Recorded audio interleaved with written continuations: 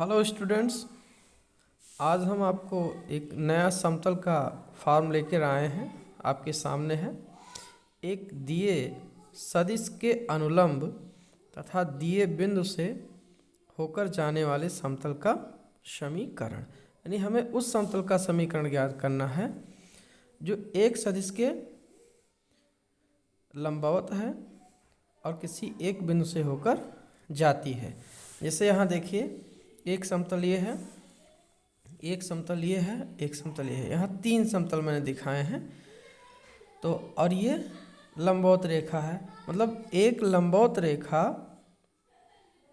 कई समतलों के लंबवत हो सकती है। इसलिए कन्फर्म रूप से समतल को निश्चित करने के लिए हम ये मान लेते हैं कि वो समतल जिस के लंबवत है उसका नाम है यन, और जिस बिंदु से होकर जाता है उस बिंदु का निर्देशांक है, यानी बिंदु का नाम है ए। तो यहाँ सुविधा के लिए हम नोट कर लेते हैं कि ए का निर्देशांक है A1, और A1 B1 नहीं रखा गया बल्कि हम X1 Y1 Z1 रख लेते हैं। और जो अभिलंब है, मतलब इस समतल पर जो रेखा लंबवत है उसको हम लिखेंगे AX, ये I लिखेंगे, EX नहीं लिखेंगे क्योंकि वो भी फिर कन्फ्यूजन पैदा होगा। AI कैप, BJ कैप और CK कैप लिखते हैं। तो ABC अभिलंब के क्या हो गए, अभिलंब के दिक अनुपात हो गए। अब हमें पता है कि समतल कहाँ से जाता है, एक बिंदु ए से जाता है जिसका निर्देशांक है X1 Y1 Z1, और एक रेखा के लंबवत है जिसके दिक अनुपात हैं A, B और C। तो इस दशा में यहाँ पे बिंदु ए कहाँ पड़ेगा, समतल पे। इसको हम फिगर को यहाँ उठा लाए हैं, इसको यहाँ रख लिए हैं। तो ये हमारा हो गया पोजीशन वेक्टर ए, अर्थात हमने नोट किया है वेक्टर OA बराबर ए के, और फिर हमने नोट किया है वेक्टर यन को यहाँ AI cap, BJ cap, C cap के रूप में, इसको चलो नहीं लिखते हैं। और एक कोई चर बिंदु ले लेते हैं OP। तो OP का पोजीशन वेक्टर है R। अब यहाँ पे हमें ये समझना होगा कि जो रेखा AP है, रेखा AP ये कहाँ लाई करती है, समतल पे। भाई बिंदु P आपका समतल पे हो गया, बिंदु A समतल पे हो गया, और समतल का कॉन्सेप्ट वही होता है कि ये दो बिंदुओं को मिलाया जाए और वो दो बिंदु से मिलने वाली जो रेखा है वो भी समतल पड़े, तो हम कहेंगे कि वह दोनों बिंदु समतल पर हैं। तो यहाँ बिंदु A समतल पर है, बिंदु P को मैंने समतल पर मान रखा है। जो हम रेखा AP फाइंड करेंगे तो ये रेखा कहाँ होगी, समतल पर।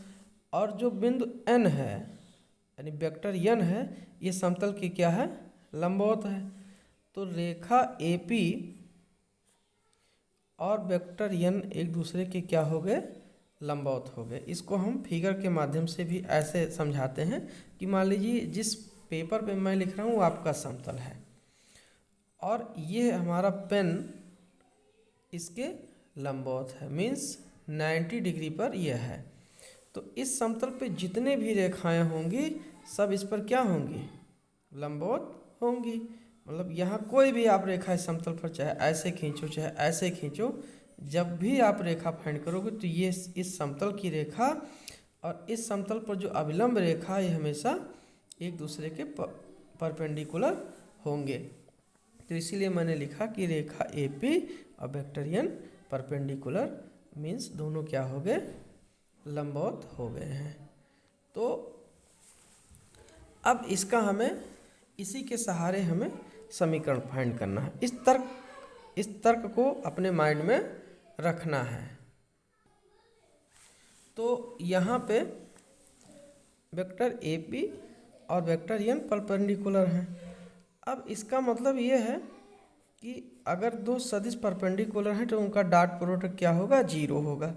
Means vector AP dot n बराबर क्या हो गया, 0। अब हमें AP फाइंड करना है। तो AP किसके बराबर होगा, vector OP minus vector OA और डॉट n बराबर 0। बट ऑलरेडी हमने मान रखा है कि जो OP है वो आपका वेक्टर R है और वेक्टर OA है वेक्टर A के और ये है डॉट n, तो हो गया आपका 0 के।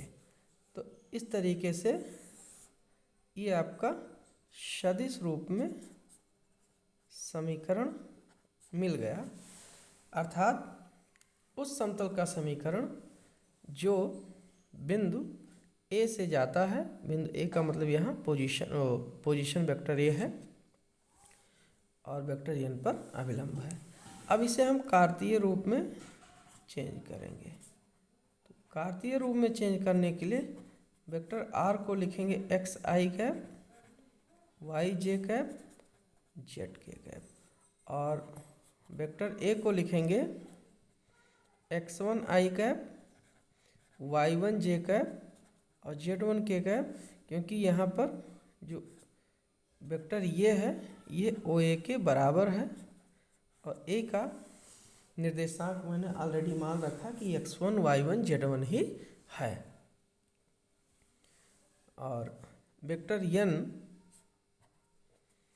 के लिए हमने कहा था ai कैप, bj कैप और ck कैप, अर्थात ABC अभिलंब के दिक् अनुपात हो गए। तो इन्हीं मानों को रखिए सदिश रूप में, तो आपको क्या मिलेगा, xi cap, yj cap, zk cap minus vector A का मान हम रखते हैं तो हमें मिल जाता है x1i कैप, y1j कैप और z1k कैप और यहाँ हम डॉट इधर डॉट लगा के ai कैप, bj कैप और ck कैप लिख लेते हैं। इक्वल टू हमें मिल गया 0। अब ब्रैकेट खोलिए यहाँ, तो आपको मिलेगा x minus x1 i cap. इसी प्रकार से यहाँ मिल जाएगा, ये अंदर जाके y माइनस y1 हो जाएगा, y माइनस y1 और यहाँ j कॉमन लेंगे तो आपको मिलेगा y minus y1 j cap और z minus z1 k cap. Dot इधर जगह कम है तो हम यहाँ लिख लेते हैं ai cap, bj cap, ck cap equal 0। अब यहाँ डॉट लगा है तो i के कोफिशिएंट को मल्टीप्लाई कर देते हैं, i डॉट i1 हो गया 1 और हमें मिल गया a x माइनस x1। इसी प्रकार से b j डॉट j का 1 हो गया और यहाँ b और y माइनस y1। आपको डॉट प्रोडक्ट आना चाहिए और c z minus z1 equal to 0। तो ये हो गया आपका कार्तीय रूप। कार्तीय रूप तो ये मेरा समतल का दूसरा रूप है। कौन सा रूप? कि उस समतल का समीकरण ज्ञात करना है जो एक दिए गए बिंदु ए से जाता है, जिसकी स्थिति सदिश भी सवाल में दी जा सकती है, और एक सदिश एन के लंबवत है। तो नियम ये करेंगे कि आर माइनस वेक्टर ये डॉट एन बराबर 0 अगर कार्तीय रूप में है, तो सदिश रूप में है तो ये फार्मूला लगाएंगे। और अगर हमें डायरेक्ट लगाना हो तो यहाँ अभिलंब के जो दिक् अनुपात हैं ए और ब्रैकेट में x माइनस x1 धन b y माइनस y1 धन c z माइनस z1। वैसे आपके माइंड में आर्टिकल होनी चाहिए। अगर आर्टिकल नहीं है तो आप हाई स्कूल लेवल में नहीं हो। एग्ज़ाम में जैसे ही सवाल आएंगे बड़ा मुश्किल खड़ा होता है। अगर ज़रा सा भी दाएं बाएं इधर उधर कर दिया तो इस पर हमने करीब करीब 8-10 सवाल निकाले हैं जो बिल्कुल इसी फार्मूले पर हैं, इसी भाषा में हैं, और हम नियर अबाउट एनसीईआरटी के आसपास ही हैं। ज़्यादा हमें नहीं भागना है कि यूपी बोर्ड के लेवल से ही हम लेके क्वेश्चंस चल रहे हैं। तो उम्मीद है आप लोगों को पसंद आया होगा। एक लाइक की उम्मीद करते हैं। Thank you. और अगले वीडियो के लिए वेट कीजिए। हम इसी टॉपिक पे कम से कम 8 से 10 सवाल लेकर के बहुत जल्दी आ रहे हैं। Thank you.